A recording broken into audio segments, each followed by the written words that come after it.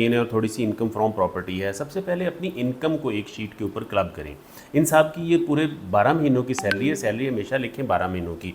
अगर आपको कोई बोनस मिला है, कोई लीव इनकैशमेंट है, कमीशन है, वो सारी की सारी टैक्सेबल है आज की डेट में। इसके अलावा जो आपको डिडक्शंस मिल सकती हैं सैलरी के अगेंस्ट, वो ज़कात की हैं, कंडीशंस अप्लाई होती हैं। इसके साथ आपको एजुकेशनल एक्सपेंसेस मिल सकते हैं, वो भी जिसकी 12 लाख तक पर ईयर इनकम है, उसको भी विद सर्टन कंडीशंस। इसकी एक रेंटल इनकम है 60,000 रुपये पर मंथ, 6 मंथ्स का इसको रेंट आया है। रिपेयर अलाउंस इसके ऊपर 1/5 हमें अलाउ हो जाता है। कुछ कलेक्शन चार्जेस हमने निकाल लिए।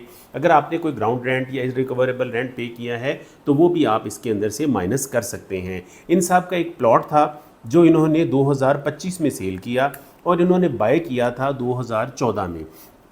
इस जो प्रॉपर्टी इन्होंने 1 जुलाई 2024 से पहले ख़रीदी है, उसके ऊपर पीरियड के हिसाब से आपको टैक्स की एग्जेम्पशन मिलती है। याद रखें, जुलाई 2025 के बाद जो प्रॉपर्टी ख़रीदी जाएगी उस पे कैपिटल गेन के हमारे स्लैब्स वर्कआउट हो चुके हैं।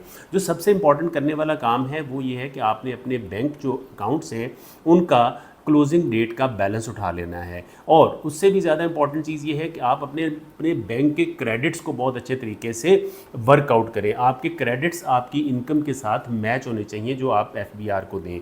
और फिर हम अपने जो एबनॉर्मल क्रेडिट्स हैं उनको मार्क कर लें। इन साहब के जब हमने एबनॉर्मल क्रेडिट्स मार्क किए तो हमें पता चला कि इन्होंने ये वाला प्लॉट बेचा है। उसके अलावा आपने अपने एडवांस टैक्स की समरी भी जो है वो अपने पास बना के रखनी है। सबसे पहले आप अपना आईआरएस पूरे का पूरा डाउनलोड कर लें, इररेलेवेंट कॉलम्स डिलीट कर दें और रेलेवेंट कॉलम्स को मेंटेन कर लें। 2025 का डाटा आप यहाँ से फिल्टर कर लें।